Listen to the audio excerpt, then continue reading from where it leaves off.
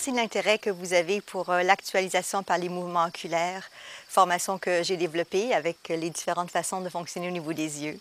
Il y a différents niveaux dans le AMO et j'aimerais vous parler de AMO 1, donc le premier niveau de formation. J'ai avec moi le plan de la formation pour vous expliquer un petit peu ce que vous verrez dans ces 2 journées.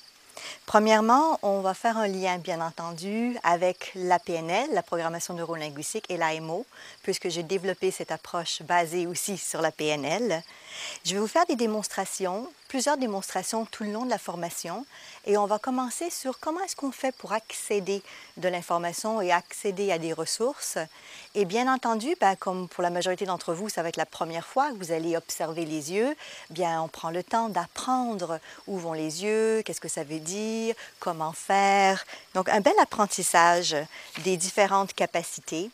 Et ensuite, une fois qu'on a fait les repères, donc vous avez bien observé, que vous avez fait le repérage, vous savez que les yeux vont dans certaines directions, mais aussi comment est-ce qu'on contacte les ressources, comment on va chercher des ressources et on les met en place à l'intérieur de nous.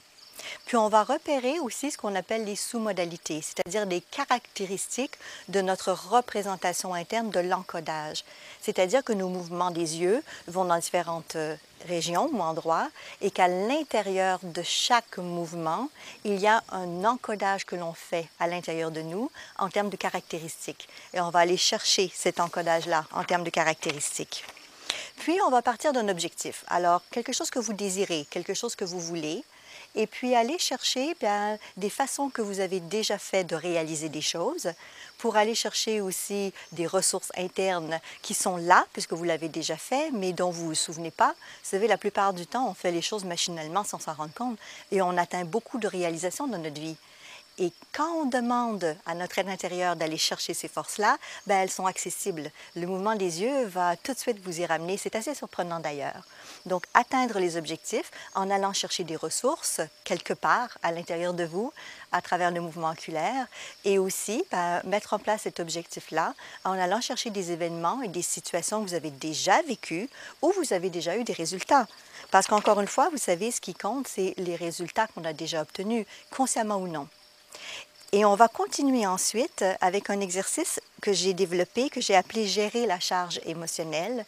C'est-à-dire, vous savez, il y a toutes sortes de situations dans la vie où on vit certaines émotions qui, aujourd'hui, nous nuisent plutôt qu'autre chose ou qu'on voudrait vivre différemment. Donc, j'ai développé un protocole pour baisser cette charge émotionnelle, pour retourner au déclenchant, qu'est-ce qui se passe au moment où ça déclenche, pour changer la représentation qu'on en a et pour aller activer des ressources qu'on a à l'intérieur de nous. Donc, bienvenue et au plaisir de vous rencontrer bientôt au AMO 1. À bientôt.